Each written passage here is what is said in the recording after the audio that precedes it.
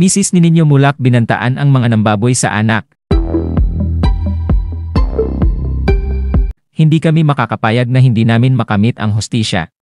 Yan ang nanggagalaiting pagbabanta ng asawa ni Ninyo Mulak na si Diane Abi Tupas. Ito'y sa gitna ng kontrobersyang pinag-uusapan ngayon sa social media hinggil sa isang blind item tungkol sa baguhang young actor na pinagsamantalahan umano ng dalawang powerful gay executive mula sa GMA Network. Wala mang binabanggit sa mga naglabasang report sa mga news publication at online entertainment sites. Kalat na ang balitang ang tinutukoy umano sa blind item ay ang anak ni Ninyo na si Sandro Mulak. Tinukoy na rin ang dalawang salarin na sila Richard Dodi Cruz at Jojo Nones na umano'y humalay kay Sandro Mulak. Ayon sa kwento, pinapunta ng dalawang gay executive sa kanilang kwarto sa hotel si Sandro sa kasagsagan ng GMA Gala at matapos painumin ng pangpahilo ay dito na isinagawa ang panghahalay.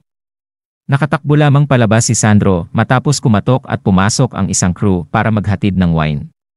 Sa pamamagitan ng Facebook, nagpost na ang asawa ni Ninyo at stepmother ni Sandro ng mahabang mensahe para sa mga taong nang walang hiya sa isa nilang kapamilya na hindi niya binanggit ang pangalan. Ayon kay Diane, gagawin nila ang lahat para makamit ang hustisya, maparusahan ang mga taong nambaboy sa kanilang anak. Narito ang buong FB status ng Mrs. ni Ninyo.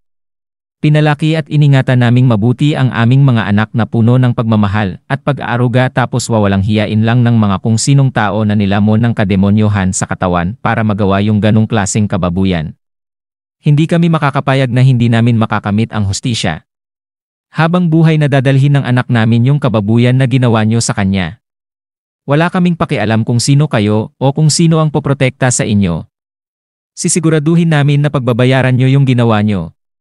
Hindi namin hahayaan na may mabiktima pa kayo na iba.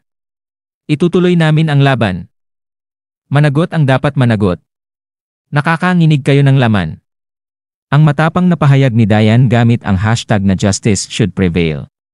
Nauna rito, nagpost din ng cryptic message si Ninyo sa kanyang FB page na pinaniniwalaang para sa mga taong nasa likod ng panghahalay sa kanyang panganay na anak. Sabi ng dating child wonder, inumpisahan nyo, tatapusin ko. Samantala nagbigay naman ng kanyang opinyon ang online personality na si Sian Gaza hinggil sa isyong ito. Komento niya, gusto lang po natin ipabatid sa lahat na ang nangyaring krimen ay hindi biro at hindi dapat tawanan porke hindi babae ang biktima.